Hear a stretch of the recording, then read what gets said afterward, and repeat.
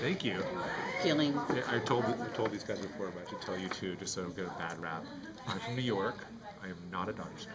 I am a Death Star fan, and I am also on the team of the Empire. Okay. I want to get rid of these dirty rebels and all that. So Fair. it's not about LA. It's about the Death Greater Star. than LA. Gotcha. Much better. Well, the Unless you hat is think awesome. LA is the Thank you. Death Star. Yeah, someone said to me recently, they're like, the Dodgers are kind of like, isn't it the same team?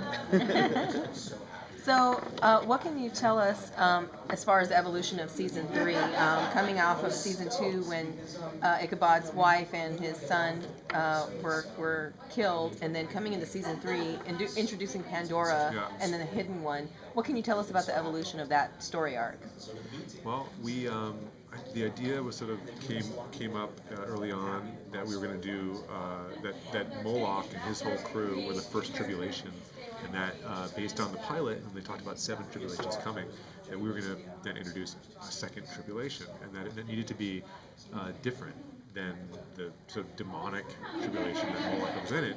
So we sort of searched around, threw out a lot of ideas for what it could be, and we sort of centered on this idea that it would be a god, and then that evolved into not just a god, but a way to make that more interesting and more grounded was to make it a god in a relationship, and that's sort of where the idea for the Pandora and the Hidden One sort of was born. And we thought it'd be cool to bring to start not with the big bad, but the second big bad, but to start with Pandora herself, and then sort of slowly have her mission, evolve into this relationship that would be revealed. So it was all in an effort to, sort of to create a second tribulation that would feel important, have big stakes, and also, and I think this is it's kind of cool. Also, tell us more about what it means to be a witness. And I think that the Moloch side of it and the biblical side of it was really interesting. I think this year we've learned that there's also like another point of view of what that is, so that as we sort of take down these tribulations, we're also learning more and more about these characters, their roles, and more importantly, what it means to be a witness. When you're writing something where you're creating a universe and the rules and kind of these are the guidelines that they play with, how do you keep that straight? How do you decide which ones to, there's the exception to this one, but this one's hard and fast. Do you have a finder? Well, it's a great question. I came on the second season, and the show was sort of birthed from the minds of Alex Kurtzman, Bob Orsi, and Phyllis Gove, and Len Weissman. They could have created this whole world, this cool mythology, and they did have a binder that had their point of view and their vision for the series, and any TV show necessarily starts from that point and then becomes its own thing and grows.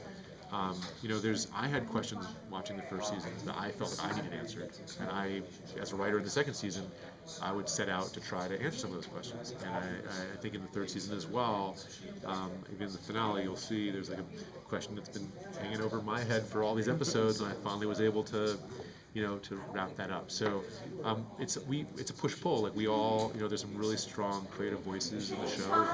We have a very strong creative showrunner, and we have, and over the seasons, there's been different people sort of leading that charge.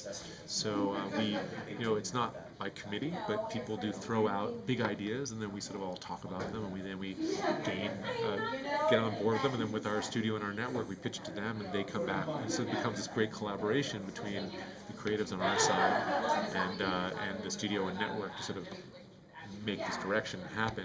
But yeah, there are when it comes to the details, there's certain things that we do then talk about because there's certain things we feel are canon, and we want to respect them. So as I said, there's certain things that other people, I'm just the kind of person who go like, oh, no one's gonna care, don't worry about it. And I'm like, no, the fans actually really do care. They do watch all the episodes over and over again, and they do have questions, so we should be true to them and answer them. So I feel like over the course of, by the end of the season, we have answered a lot of those questions, and there's more to answer, but it's sort of a lot of fun to pitch a big idea about the history of what a witness is, and to take from what Alex and Bob and Phil came up with originally, but then to sort of bring it into a new thing. So the show combines a lot of sort of American Revolutionary history with a lot of various mythologies. Yeah. And I was just wondering if you could talk about the process of that, because there's a tremendous amount of knowledge that it's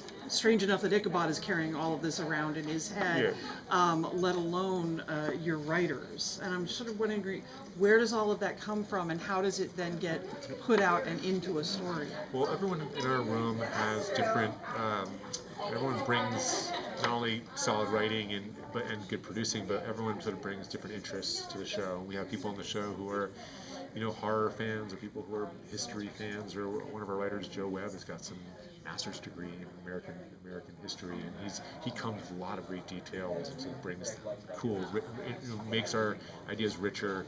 And then, people, like, I don't know, I've always been interested in mythology. I love mythology, and I went to a Waldorf school where we learn a lot about Norse mythology and Greek mythology, and so and also I love spooky stories and stuff, so, and good scares, so we sort of, everyone brings their interest into the room, and then we try to sort of go from there, I guess. But yeah, it's a lot of stuff, but we take it very seriously, and we like to dig deep and really, and use real myths. And, a lot of our monsters are taken from some actual cool, idea for a monster that from another culture, perhaps. Like one of our EPs, Albert Kim. If you look at his episodes, you'll see he's always got like an Asian demon, or he likes to bring an interesting cultural monster. That's his. Every time he pitches a new monster, we're like, a Yao Guai? What's a Yao Guai? And he's like, oh, it's a Chinese demon. Everyone brings their own sort of, their interest into it, I guess. Anything you can tease us about what's going to happen in the future? In future, like the next 11 season, episodes? yeah. Well, we're hoping for another season where we have our fingers and toes crossed. I think that one of the things we always strive to do in this show is, for our finales, we like to do something unexpected and crazy, and to bend the apple cart. And I think that this season is no different. I think we'll try to wrap some things up and answer some questions, but also we want to make sure that we leave people wanting more. So that's it's a unique challenge of the show. I think every season we've had an ending where you're like, what? So I think this is no different. Thank you.